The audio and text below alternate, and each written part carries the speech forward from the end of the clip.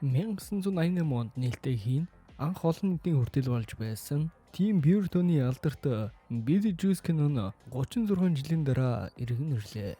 Киногоо хүлээн авч үзээд шинэ зеланд улсаар хосоор аялах супер бэлгинизм болороо Univision-ста хүссэн багцаа идэвхжүүлээд эсвэл аялалтаа бэлэгтэй цэснээс кино үзээд олон бэлэгтэй урамшууллын эзэн болох боломжтой боллоо.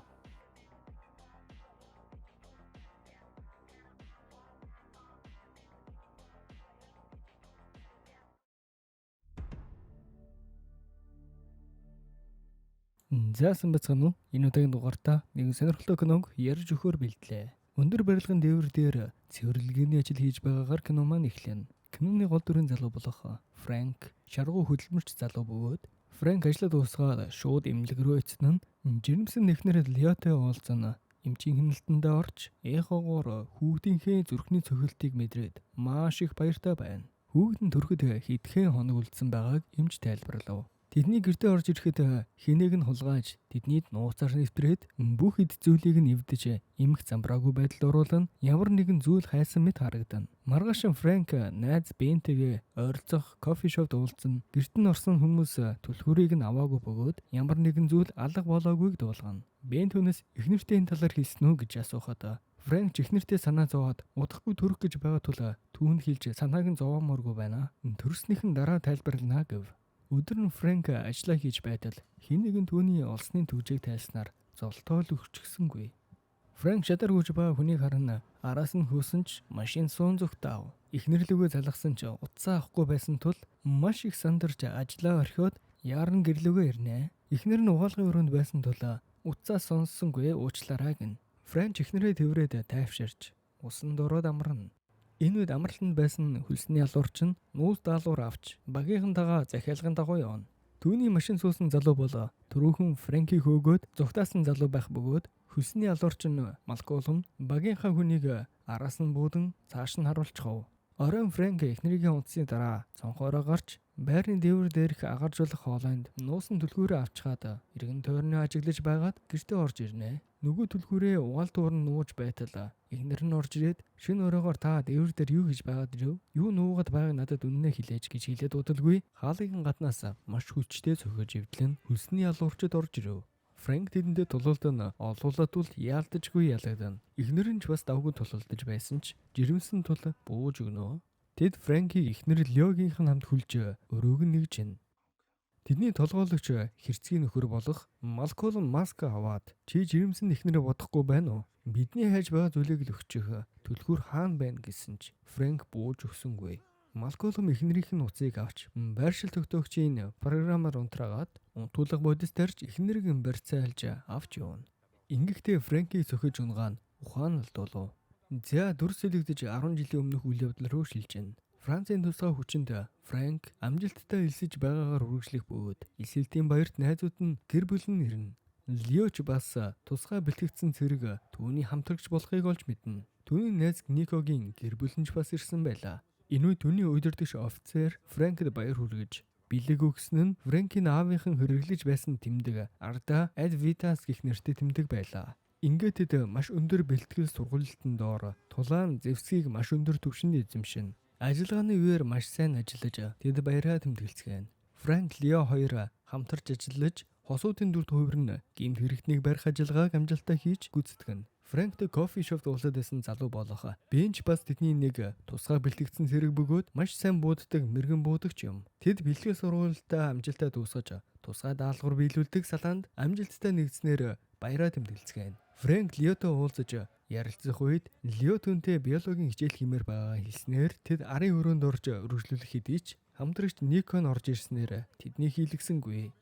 Үдэшлэгийн дараа тэд гэрлүгэ харах хэдий ч Фрэнк гэрлүгэ орж амрлаа гэд Никод хэлээд орно. Фрэнк тэднийг өрсөний дараа нуусаар гарч Лиотой уулзгаар явж байгаад тэдэнд баригдана. Фрэнкийг гарч явна гэдэгт манай хоёр мөрөдсөн байсан байлаа.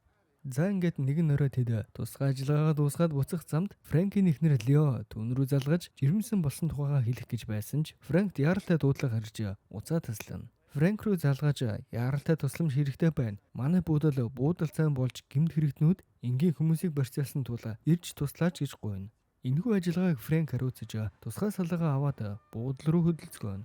Фрэнкээр ахлуулсан тусгай тасаг хэргийн газар ирэхэд Фрэнк Нико Бэйнаар төрүүлж дотгошоо орж ирэх ба нөхцөл байдалтай танилцахаар орж ирэх үед гэмт хэрэгтнүүд гарч явах гэж оролдоно. Тэдэн рүү гал нээн.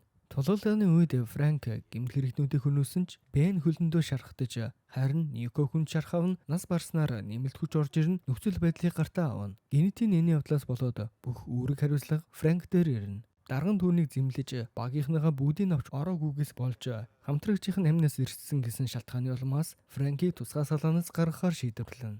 Фрэнк найзынхаа эхнэрт гүнээ харамсаж байгаа илэрхийлж бүх зүйл надаас боллоо хэмээн өөрийгөө буруутгана. Фрэнкийг ажлаас гараад удалгүй эхнэр Лёч бас өөрийн хүсэлтээр ажлаасаа гаргахаар болсонд Фрэнк надаас болж ийм шийдвэр гаргасан уу гэд түүнээс уушлалт гуйсан ч Лё түүнд хандаж чамаас болоогүй би өөрийнхөө хүсэлтээр гарахаар болсон гэд уурлана.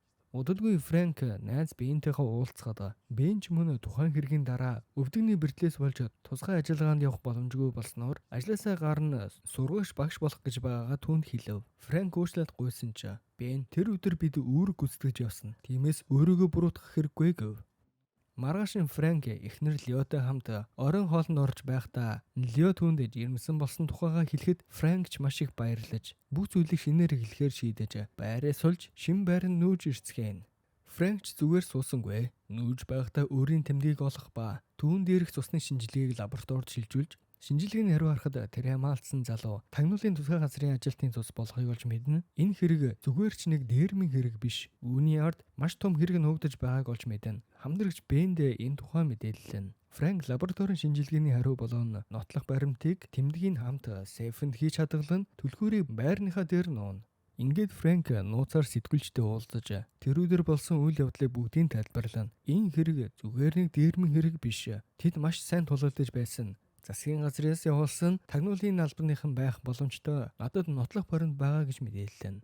Энэ удаагийн дугаарыг олон улсын ботоны сайт OneXBet хамтран хүргэж байна.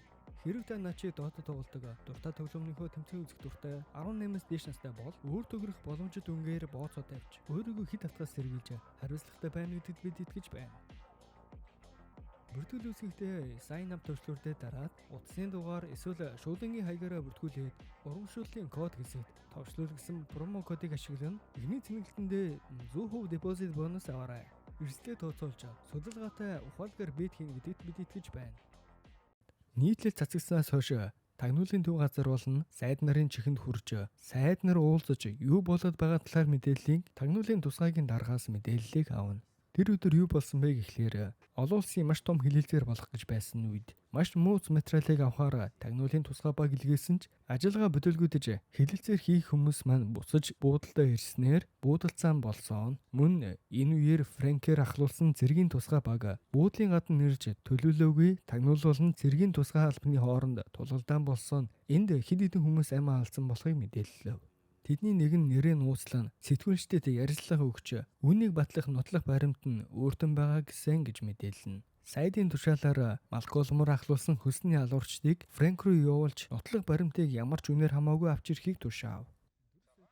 Дөрсөлөгдөж тэд Фрэнкийн эхнэрийг барьцаалж 3 цагийн дотор нотлох баримтыг авчирч эхнэрээ ав. Үгүй бол бид хөнөх болно шүү гэж анхааруулв. Фрэнк гэртээ ирэхэд цагдаа нар нэршлиг хийж саяхан гарсан хэргийн буун дээрх хурууны хэн Фрэнкийн хурууны хэ байсан тул түүнийг хүн амны хэрэг сэжиглэн тэдний гэрт мөрдлөг хийж байгааг олж мэдээд нууцаар цонхороо орж түлхүүрээ авах гэтэл угаалтуурны доор нуусан түлхүүрийг хэн нэг нь авсан байлаа. Фрэнк ч цагдаа нараас зогцсоор найз биеийн дээр ирж тулсамж гуйна. Фрэнк нотлох баримтыг авах боломжгүй. Сейфний түлхүүр олдохгүй байгааг хэлээд болсон үйл явдлыг бүгдийг хэлж Бэний тэмдэгт цус дүрхээд эхнэрийг нь барьцаалсан газар руу явцгаана. Бэнийг үлдээгээд Фрэнк ойн дундах байшинд ирж хуурамч нотлох баримтыг өгөхөөр болов. Малколм тохиролцсон ёсоор эхнэр дээр нь авч ирээд цустай тэмдэг нотлох баримтыг авсан ч Фрэнкийн утасны байршлыг цагдаа нарт мэдээллээд эхнэрээ хөнөөгөөд амиа хорлсон гэх мессежийг илгээн нотлох баримтыг авсан тул тэдний хөнөөхийг тушаав. Малколмч захирагчдаа даалгавар биелсэн гэж мэдээлэл удалгүй буун дуугарснаар мэрэгэн будагч Бэн ирж Фрэнкийг эхнэр Лётон цуг авраад тэдэнтэй тулалдана. Малколмын хөлсний алуурчид тэдний араас хөөсөн ч Фрэнкийн эхнэр нь төрөх дөхөж усан гарсан тул Бэнд хандаж эхнэрийг нь аваад шууд эмнэлэг рүү яваарай. Би эднийг садуулж бай гэд Фрэнк машинаас үсрэнэ. Франк тэднийг саатуулж Малколмтой тулалдан ойролцоох мотогоор зугтаана. Бен Лео хоёрыг хөлсний халуурчид хөөсөөрл. Удалгүй Лео ухааналт нь Бен чимлэг рүү яарн давхисаар л. Франк зүгтсаар ногооны талбаан дэх нисдэг төхөөрөмжөөр нисэж Бений араас явсаар эмнэлгийн гадна ирэхэд хөлсний халуурчидтай эмнэлгийн гадна тулалдаж Малколмыг буулгаж авна. Энэ үед цагдаа болон тусгай бэлтгэгдсэн тэдний салааных нь Франкийг бууж өг хөдөлгөл буудан шүү гэсэн чи Франк алгасаар машин руугаа орж жирэмсэн эхнэр Леого тэврээд эмнэлэг рүү хөргөж өгч байгааг хараад тэд түүнийг буудлангүй. Тусгайг нь дарган нэрж Франкийг цуг явахыг гуйна. Энэ явдлаас хэдэн сарын дараа Франк шоронд хоригдож байх үед эхнэр хүүхэд нь нэргэлдээр ирсэн байлаа. Удалгүй түүнийг суллаж гэмт хэргийн цаад захиалагч нараа ажлаасаа огцорч байгааг мэдээллээ. Франк гин буруугүй гэдгийг нотлоно. Энэ бүгдийг түүний эхнэр Лео хөлсний алуурчтай тулалдаж байхдаа угаалтурд хийсэн түлхүүрийг авсан бөгөөд нотлох баримтыг нийтэд ил болгож байгаагаар Ad Vitas гэх Франц кино маань төгсөн. Энэ бүтээл байсан та бүхэндээ баярлалаа. Дараагийн дугаар уулзлаа түр баяр та.